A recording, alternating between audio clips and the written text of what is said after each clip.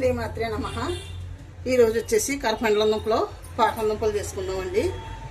నేను చూపిస్తాను చూడండి. ఇదిగోండి గిన్నె పెట్టుకున్నాను, వాటర్ పెట్టుకున్నాను, స్టవ్ వెలిగించుకున్నాను. ఇదిగోండి కరపండ్ల దుంపలు. కరపండ్ల దుంపలు అంటే ఎలా ఉంటాయండి, కొంతమంది పిల్లలకు కూడా తెలియదండి. ఇప్పుడు ఏంటంటే పెద్దోళ్ళే కానీ జాబులు చేసుకుంటున్నారు కదా, పిల్లలు ఏం తెలియట్లేదండి పట్టణంలో ఉన్న పిల్లలకి. ఇవ్వండి ఈ దుంపలు తంపడు కూడా పెట్టుకుంటారండి. పాకం దుంపలు చేద్దామని చెప్పి చేసుకుంటున్నానండి. నేను పాకం దుంపలు అంటే నాకు చాలా ఇష్టం అండి.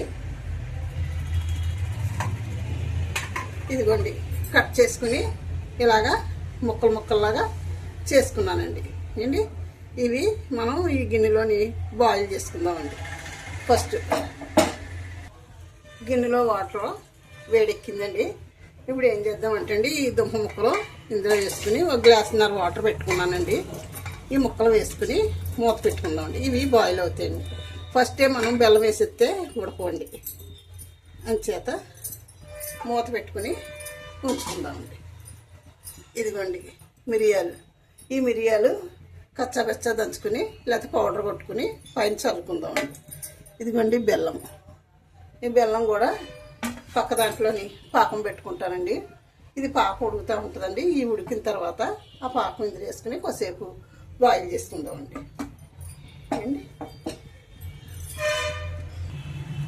ఇంకోండి కొంచెం వాటర్ కూడా పోసుకుంటున్నానండి పక్క గిన్నెలోని బెల్లం వేసుకుందాం అనేసి. మనం బెల్లం పాకం పట్టుకోవడానికి వెలిగించుకుంటామండి. ఈ అంతట్లోకి ఇలా ఉడుకుతాయండి. ఇదిగోండి బెల్లం వేసుకుందాము. తీపి కావాల్సిన వాళ్ళు ఎక్కువ వేసుకోవచ్చండి, లేకపోతే తక్కువ వేసుకోవచ్చండి. అయినా కొంచెం తీపిగానే ఉండాలండి.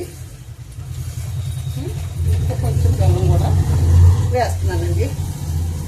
నేను కప్పున్నర బెల్లం వేసుకుంటున్నానండి. ఇది చూడండి, ఇది బాయిల్ అవుతుందండి పాకం. అంతట్లోకి దుంపలు పాకం ఒకసారి కలుపుకుందామండి పైకి కిందకని. ఏంటంటే ఈ బెల్లం మాడిపోయినట్టు అయిపోతుంది, లేకపోతే కరగదు కదా అని. దుంపలు కూడా ఉడకబడుతున్నాయండి ఇప్పుడే. చూద్దాం ఒకసారి ఎలా ఉడుకుతున్నాయి దుంపలు. చూడండి ఉడుకుతున్నాయి కదా దుంపలు. మనకి మెత్తగా ఉడికిన తర్వాత ఇప్పుడు పాకం వేసుకుందామండి. ఉడికిపోతున్నాయి. మూత పెట్టుకుందాం. మూత పెట్టుకుంటేనే బాగా బేగా బాయిల్ అవుతాయి. ఇక పాకం కూడా బెల్లం కరిగి ముక్కలు అవుతుంది. ముక్కలాగా కవంతా కొంచెం కొంచెంగా ఉందండి, కరుగుతుంది. కరిగిన తర్వాత మనం ఈ ముక్కలు ఉడికిన తర్వాత వేసుకుందామండి. ఒకసారి చూద్దామండి దుంప ఎలా ఉడికిందో. అయిగోండి ఉడుకుతున్నాయండి, గంటలంతా ఉడుకుతున్నాయి కదా. మనకి దుంప ఏ విధంగా ఉడికిందన్నది చూసుకుందామండి.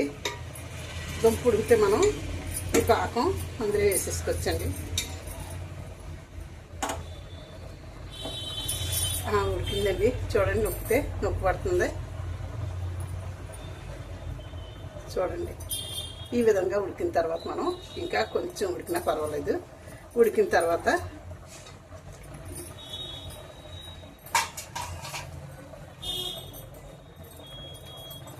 రెండు కలిపి ఉడుకుతాయండి. పాకం తిని ఒక్క నిమిషం ఉడికించుకుందామండి. అంటే పాకం వేసిన తర్వాత ఉడకండి ఎక్కువగానే దుంపలు. అంచేత ఇంకొక నిమిషం ఉడికితే ఇంకా బాగా ఉడుకుతాయి కదా. ఎంత బాగా చాలా బాగా ఉడికేయండి దుంపలు అయితేనే. ఇగోండి ఈ పాకం వేసేసుకుందామండి. ఇందులో వేసేసుకుందాం. రెండు కలిపి మనకి ఇంకా బాయిల్ అవుతాయండి. కావాలంటే బెల్లం వేసుకోవచ్చండి, తీపి ఎక్కువ కావాల్సిన వాళ్ళు.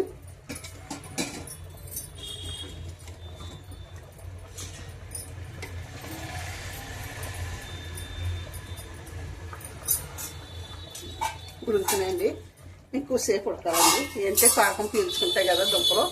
మూత పెట్టుకుందామండి.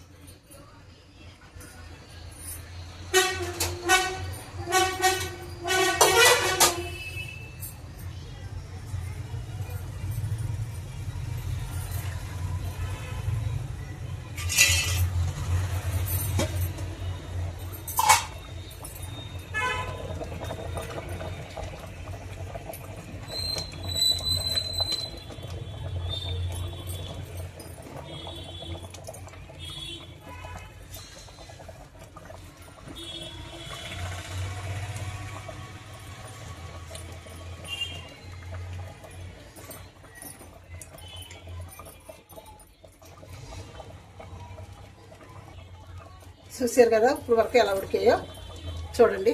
కట్టేసుకుందాం, దుంపలు కట్టేసుకుందామండి. ఈసారి మనం దీని మీద కొంచెం మిరియాల పౌడరు చల్లుకుందామండి. మిరియాల పౌడర్ చల్లుకుంటే చాలా మంచిది కదండి. మిరియాల పౌడర్ వేసాను, సూపర్ ఉంటుందండి. కట్టేస్తానండి ఈసారి. చూడండి, నచ్చితే లైక్ చేసి షేర్ చేసి సబ్స్క్రైబ్ చేయండి. మీలో ఎవరన్నా తిన్నారా ఇలాగా కరపెండల దుంపలు, పాపం దుంపలు కూడా నాకు షేర్ చేయండి. సరే అండి, మీలో ఎంతమందికి తెలుసు ఇలా పాపం దుంపలు చెప్పాలండి. ఉంటానండి. శ్రీమాత్రి నమః, శ్రీమాత్రి నమః, శ్రీమాత్రి.